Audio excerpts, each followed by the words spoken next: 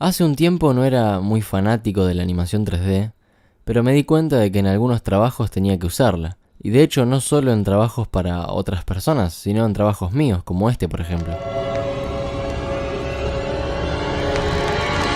Y por más simples que sean, de alguna u otra manera me terminé encariñando con la animación. Pero primero que nada, para hablar de este tema, me parece necesario entender qué son los cuadros por segundo o FPS. Supongo que alguna vez, si han jugado videojuegos, habrán escuchado hablar de los FPS, que cuanto más FPS, mejor. Es decir, cuantos más FPS, más fluido se va a ver el juego. El estándar de cine, por ejemplo, es 24 fotogramas por segundo o 24 cuadros por segundo. Lo cual quiere decir que en un segundo entran 24 imágenes, que pasan tan rápidamente que nuestro ojo no llega a detectar cada imagen individual, sino que se genera una ilusión de movimiento. Si vamos a Blender, por ejemplo, en la pestaña Output existe una opción llamada Frame Rate, que permite elegir qué cantidad de cuadros por segundo queremos que tenga nuestra animación. Tomemos este cubo, por ejemplo. Si voy al panel de propiedades, veo que está en X igual a 0, Y igual a 0 y Z igual a 0. Si por ejemplo quiero mover esto a Y igual a 10, lo que tendría que hacer primero es añadir un keyframe o fotograma clave con la tecla I. Pero antes, ¿qué es un keyframe?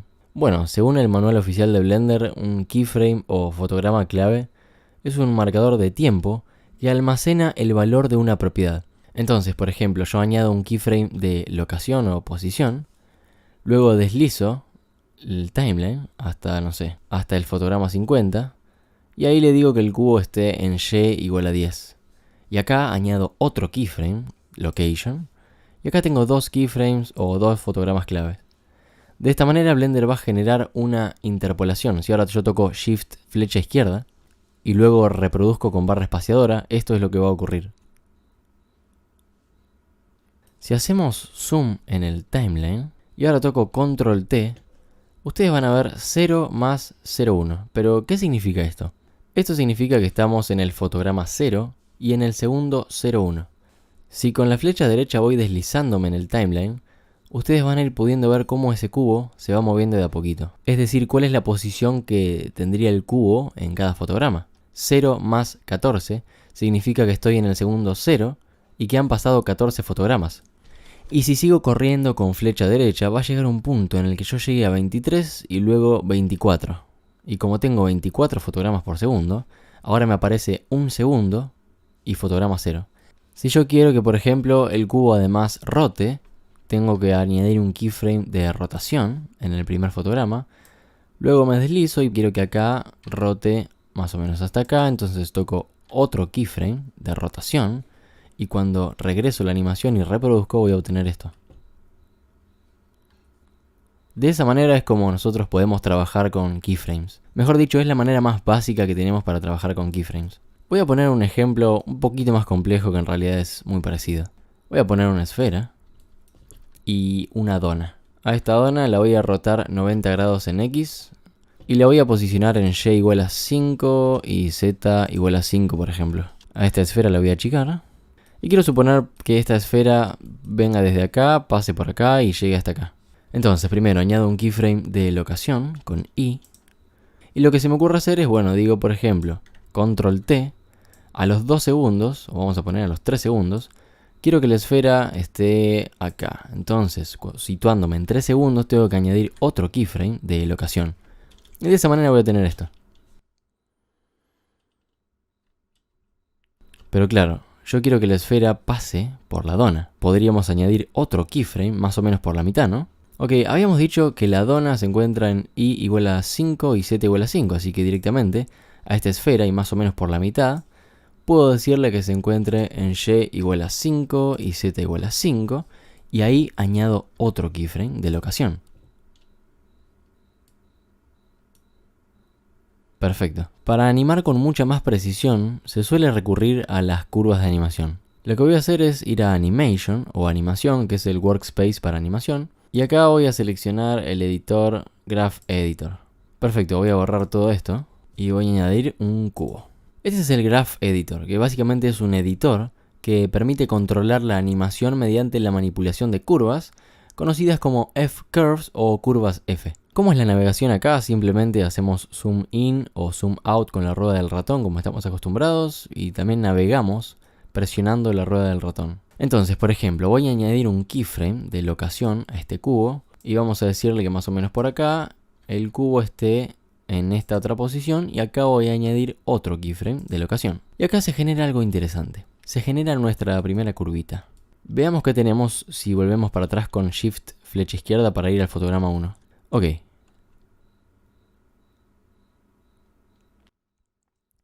Es decir, fíjense que yo le di al cubo una posición inicial y una posición final con keyframes y Blender ya me generó automáticamente lo que se llama una interpolación. Es decir, la interpolación en este caso es la unión entre un keyframe y otro. Blender automáticamente me genera cada posición del cubo en cada fotograma. Pero antes entendamos un poco este gráfico. Digamos que tenemos un eje horizontal y otro eje vertical. En el eje horizontal tenemos el tiempo, ya sea en fotogramas o en segundos. En este caso estamos viendo los fotogramas. Y en el eje vertical tenemos los valores de una determinada propiedad. En este caso la única propiedad que animamos es la posición. Así que acá tenemos todos valores de posición. Para el fotograma 52, y bajo por acá, llego hasta este punto de la curva, me deslizo hacia la izquierda y veo que en el fotograma 52 el cubo tiene la posición 3,66 aproximadamente. De hecho, si vamos al panel de propiedades, vemos que tiene la posición 3,684, que es, bueno, aproximadamente, ¿no? Pero esa es la manera de leer este gráfico. Es decir, para un determinado tiempo, tenemos un determinado valor de propiedad. Y después nos sigue toda esta línea horizontal, en la cual vemos que el cubo no se está moviendo porque justamente durante todo este tiempo tiene el mismo valor que está acá. Digamos que tenemos varios tipos de interpolaciones. Si tocan la tecla T, van a poder elegir el tipo de interpolación. Y si por ejemplo selecciono constante, esta es la interpolación constante. Observen cómo se ve. Es decir, básicamente no habría interpolación. O sea, el cubo pasa de una posición a otra repentinamente. Después tenemos la interpolación lineal, por ejemplo, que es la siguiente.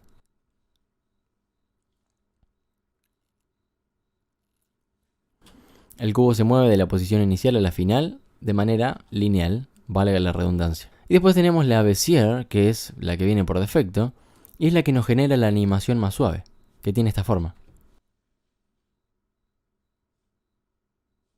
Es decir, el cubo acelera de manera suave y frena de manera suave. Bueno, para hacer las cosas un poquito menos aburridas, voy a añadir a la mona. Voy a añadir en el fotograma 1 un keyframe de locación y rotación para hacer las cosas un poquito más complejas. Y después voy al fotograma, no sé, 80 y muevo la mona por acá y la roto más o menos por acá. Y ahí le doy otro keyframe de locación-rotación. Voy a volver al fotograma 1 con Shift flecha izquierda y esto es lo que obtengo. Ok, evidentemente, ahora tengo muchas más curvas y tengo muchos más colores. Por empezar, cada color representa un eje. La curva roja representa el eje X, la curva verde representa el eje Y y la curva azul representa el eje R. No, mentira, el eje Z.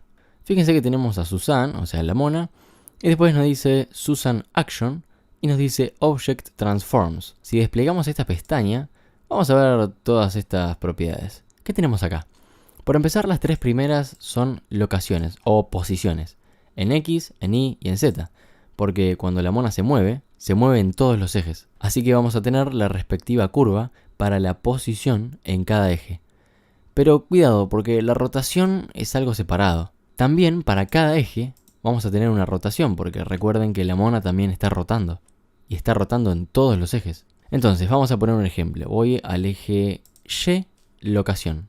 Acá lo que estoy viendo es la posición de la mona en el eje Y. Es decir, primero la mona empieza en el fotograma 1 con la posición 0 y a medida que avanza el tiempo llega hasta la posición menos 2,78 aproximadamente. Obviamente pasando en el medio por todas las otras posiciones, ¿verdad? Ahora bien, si voy a la locación en X, tengo lo mismo pero con otros valores. Lo mismo para Z con otros valores y para las rotaciones tengo por supuesto otros valores también. Entonces, si yo quisiera modificar la posición en X, selecciono X Location y yo por ejemplo puedo manipular esta curva incluso, modificando la posición de la mona en todo momento, obviamente hablando del eje X, ¿no? Saliendo un poquito de las curvas y manipulando solamente los fotogramas, quiero que se fijen una cosa. ¿Cómo harían para que esta animación se haga más rápidamente? Bueno, lo que tengo que pensar es lo siguiente. Para que la mona se mueva más rápidamente y llegue a la misma posición, eso tiene que ocurrir en menos tiempo. Entonces, básicamente, lo que tengo que hacer es llevar todos estos keyframes con la tecla G más hacia la izquierda, para que la mona llegue a esa posición en menos tiempo. Lo mismo para este caso, para las curvas. Yo, por ejemplo, puedo seleccionar toda la posición final y jugar con estos keyframes. Incluso puedo, por ejemplo, duplicar un keyframe con Shift D, como estamos acostumbrados, y ubicarlo donde quiera. En este caso estoy duplicando un keyframe para el eje Y, rotación. Por otro lado tengo los manipuladores, pero me parece que esto es asunto para otro video. Si quieren que profundicemos un poquito más y hagamos ejercicios más complicados, déjenlo en un comentario. Por mí, hasta acá llegué y espero que esto les haya servido. Les mando un gran abrazo y nos vemos la próxima.